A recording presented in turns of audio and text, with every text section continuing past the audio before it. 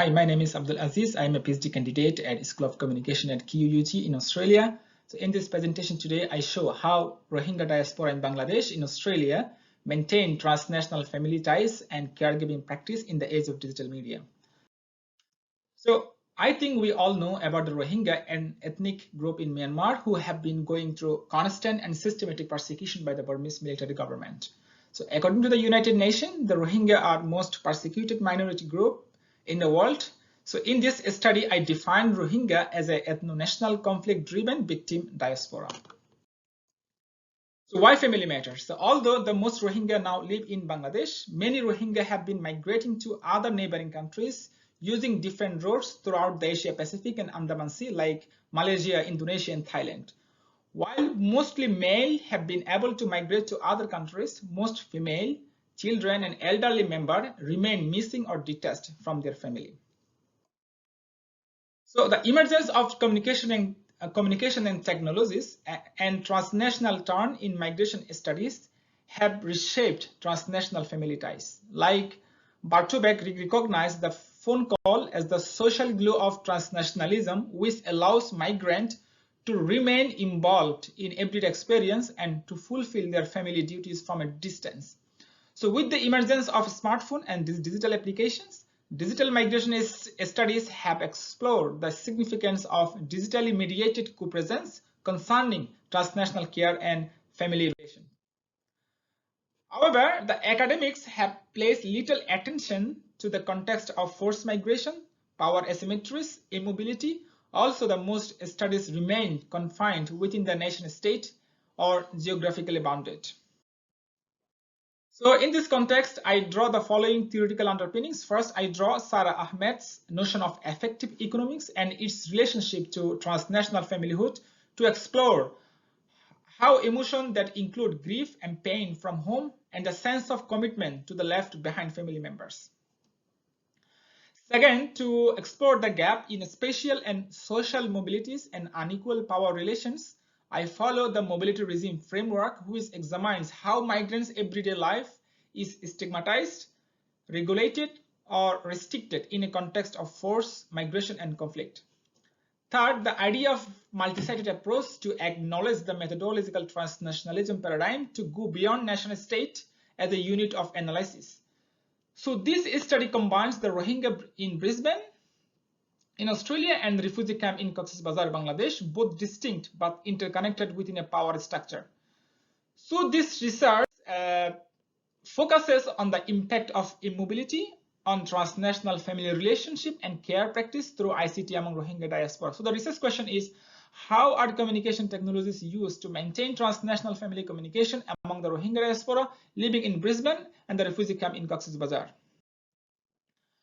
So the following the qualitative approach, I interview 30 Rohingya using the semi-structure and scrollback interview methods. So let's talk about the findings. The first, while Myanmar is homeland for the Rohingya, the Bangladesh has been a sanctuary for the generations of Rohingya diaspora for the last 4 decades. However, immobility like mobile phones, social media restriction have significantly impacted their everyday life in the camp. For example, you can see a quote, Nasir, a Rohingya from the camp, he says, "I use Facebook, but I don't share anything because police are always spying on us." On the other hand, in Australia, the most Rohingya came by boat, while some of them have been citizen. So the mobility of boat people have been restricted with visa and travel ban. For example, one old Sharif, refugee from Brisbane, he says, waiting to see his family members in the refugee camp, but he cannot, as he said, "I don't have any passport, I cannot travel, and I'm stuck here. I have no hope to see them in my life." So both settings in Bangladesh and in Brisbane can also be related to how the unequal access to digital device and immobilities produce care divides within the transnational family settings and caregiving practice.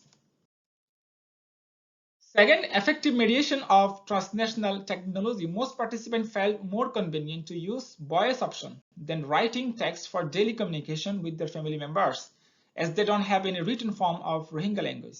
Especially, the unique form of WhatsApp, like sharing, forwarding, creating multiple groups, have been like a virtual village among the members. So one of the striking aspects of sharing bias in this way of maintaining transnational communication through being heard and felt. In this way, they share pain, sorrow directly with their bias in their a struggling everyday refugee life in a diaspora.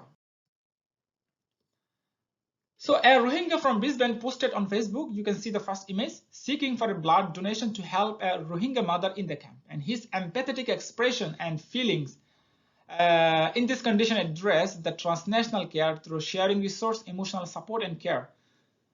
At the same time, you can see the second image, which was shared by the Rohingya lives in Brisbane, but his entire family lives in the refugee camp in Bangladesh. His post exposed how Rohingya is treated, controlled, and everyday struggle as the Rohingya in the camp. So in this way, social media, symbolic expression like emoji, sharing posts, using photos, facilitate care and collective feelings of grief, pain through transnational diasporic network. So the key point is this study explores more precisely with power structure and care dynamics within the transnational family and provide critical insight into transnational familyhood practice in the context of forced displacement and social and spatial immobilities in urban and refugee settings.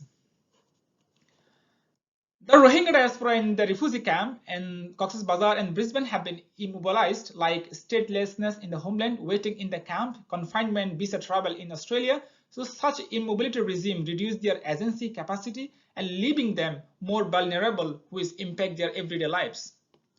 So the idea of immobility is crucial to understand the power relations in the human flows across the space and place. Finally, I argue that narratives of care practice are situated within the power structure that are entangled with social inequalities and spatial temporalities. So thank you very much for your listening.